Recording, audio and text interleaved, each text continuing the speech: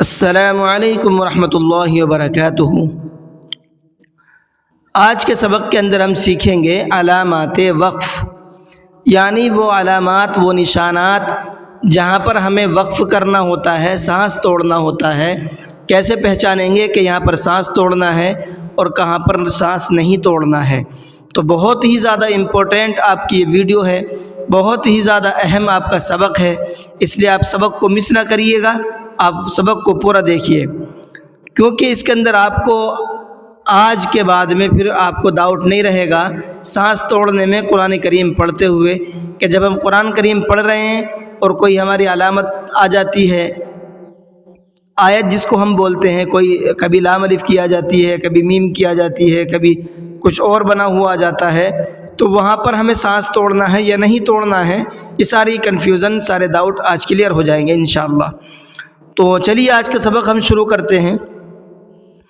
اعوذ باللہ من الشیطان الرجیم، بسم اللہ الرحمن الرحیم۔ تختی نمبر 26، علامات وقف، یعنی وقف کرنے کی علامات جو قرآن کریم میں آتی ہیں۔ پڑھ لیتے، نیچے کیا لکھا ہوا ہے، یعنی قرآن پاک پڑھتے پڑھتے کس طرح کہاں ٹھہریں اور کہاں نہ ٹھہریں، اس کے لیے نیچے لکھی ہوئی علامات قرآن مجید میں جگہ جگہ ہوتی ہیں، اس کے موافق وقف کریں۔ یعنی جو علامات یہاں لکھی ہوئی ہیں یہی علامات قرآن کریم میں آتی ہیں، تو تمام علامات کو انہوں نے یہاں پر الگ الگ کر کے سمجھایا ہے اور یہ بتایا ہے کہ کہاں پر سانس توڑنا ہے، کہاں پر سانس نہیں توڑنا ہے۔ تو بہت دھیان سے دیکھیے گا آج کی ویڈیو کو، اگر ایک بار میں سمجھ میں نہ آئے تو دوبارہ بھی دیکھیے گا، ٹھیک ہے؟ تو چلیے شروع کرتے ہیں۔ سب سے پہلے یہ گول نشان بنا ہوا ہے، اس کو تو سب جانتے ہیں، آیت کہتے ہیں۔ چلیے پھر بھی پڑھ لیتے ہیں۔ اس علامت کو آیت کہتے ہیں۔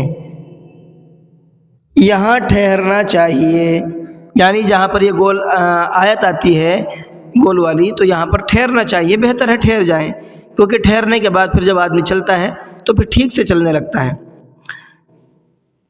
آگے دیکھیے، کہیں پر آپ کی علامت آتی ہے یہ 5 بنا ہوا ہوتا ہے، یا یوں کہہ لیجئے الٹا دل بنا ہوا ہوتا ہے، تو اس کے بارے میں کیا کہہ رہے ہیں، یہ مثل آیت کے حکم کے ہے، یعنی جس طریقے سے آیت پر ٹھہرنا چاہیے اسی طریقے سے اس پر بھی ٹھہرنا چاہیے، ٹھیک ہے؟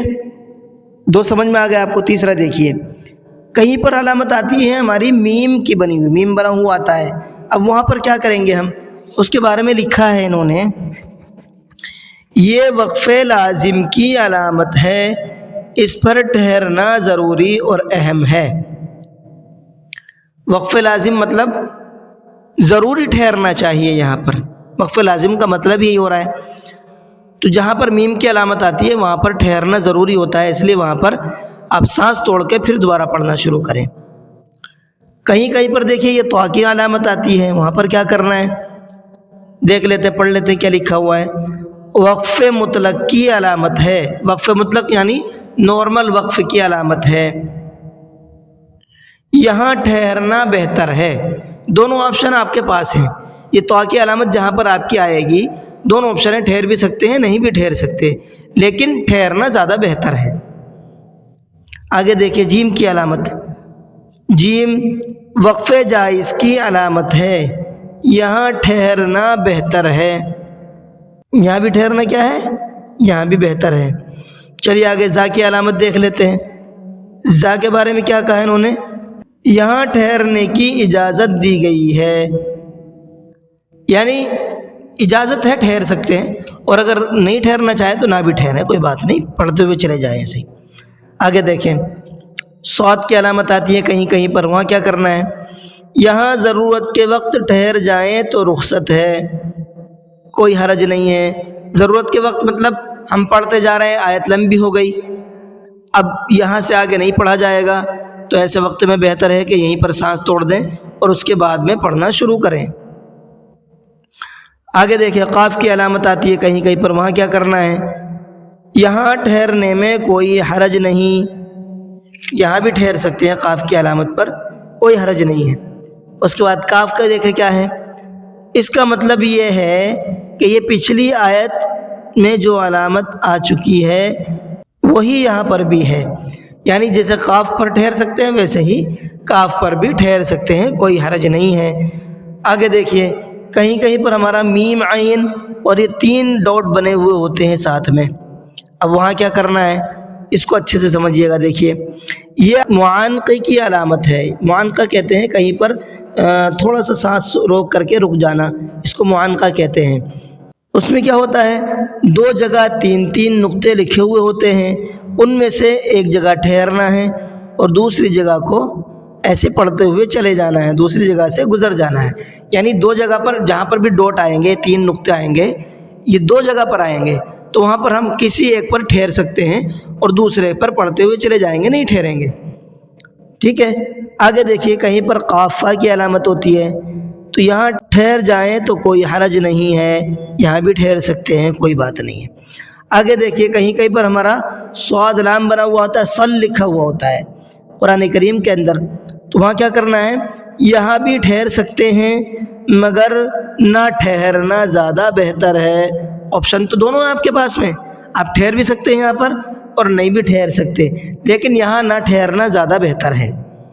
چلیے آگے دیکھیے کہیں کہیں پر آپ کا لکھا ہوا ہوتا ہے صلا، اس کا مطلب کیا ہے یہاں ملا کر پڑھنا چاہیے، جہاں پر صلا کی علامت آتی ہے صاد لام کھڑا زبر لا آتا ہے بنا ہوا، وہاں پر آپ کو نہیں ٹھہرنا ہے، ملا کر کے پڑھنا ہے۔ چلیے کہیں پر علامت آتی ہے ہماری لام الف کی، تو وہاں کیا کرنا ہے یہ علامت کہیں آیت پر ہوتی ہے اس پر ٹھہرنا جائز ہے، اور جہاں عبارت کے درمیان میں لا ہو وہاں ٹھہرنا جائز نہیں ہے، نہیں ٹھہر سکتے ہیں۔ مطلب یہ لام الف جو ہے کبھی تو آیت کے اوپر آتا ہے بنا ہوا، کبھی اکیلا آتا ہے، اگر یہ آیت کے اوپر بنا ہوا ہے تو ٹھہر سکتے ہیں، کوئی حرج کی بات نہیں ہے، لیکن اگر یہ آیت کے اوپر نہیں ہے بلکہ اکیلا ہے تو وہاں پر نہیں ٹھہرنا چاہیے۔ چلیے آگے دیکھیے سین یا سکتہ لکھا ہوا ہوتا ہے قرآن کریم میں، وہاں کیا کرنا ہے اس کو بھی تھوڑا سا سمجھیے گا۔ یہاں تھوڑی دیر آواز بند کریں مگر سانس نہ ٹوٹنے پائے۔ سین اور سکتہ میں کیا کرنا ہے ہمیں رکنا تو ہے لیکن سانس نہیں توڑنا ہے۔ قرآن کریم پڑھتے جا رہے ہیں، سین کی علامت آ گئی یا سکتے کی علامت آئی، پڑھتے جا رہا وہاں رک جائیں، جیسے اولم یروا ان، یرو پہ میں رکا ہوں، یہاں سین کی علامت ہے اس لیے میں یہاں پر رکا ہوں۔ چلیے آگے اس کے کیا ہے وقفہ، یہاں کیا کرنا ہے یہاں سکتے سے زیادہ آواز بند کریں، جتنی دیر سکتے میں آواز بند کر کے رک کے رہنا ہے، سانس نہیں توڑنا ہے، تھوڑا سا زیادہ اس سے وقفے میں رکنا ہے اور سانس نہیں توڑنا ہے، جیسے کلا بل رانا، یہاں میں بل پر رکا ہوں لیکن میں نے سانس نہیں توڑا ہے۔ تو یہ کچھ علامتیں ہیں جو قرآن کریم میں آتی ہیں، ان کے علاوہ کوئی اور علامت نہیں آتی ہے، تو اس کو یہاں پر اچھے سے سمجھا دیا ہے انہوں نے۔ اب اس کے بعد میں آپ کو کوئی ڈاؤٹ نہیں رہنا چاہیے اور اس ویڈیو کو صرف ذہن میں بٹھانا ہے، باقی انشاءاللہ یہ سمجھ میں قرآن کریم میں ہی آئے گا، وہیں پر انشاءاللہ میں آپ کو سمجھاؤں گا۔ ابھی اتنا یاد رکھیں کہ یہ علامت ہیں، ان علامت پر کیا کیا کرنا ہوتا ہے یہ یاد رکھیں بس، باقی انشاءاللہ جب سبق میں آتا رہے گا نا تو آپ کو سب سمجھ میں آتا رہے گا۔ چلیے آج کے سبق کو یہیں پر ختم کرتے ہیں۔ السلام علیکم ورحمۃ اللہ وبرکاتہ۔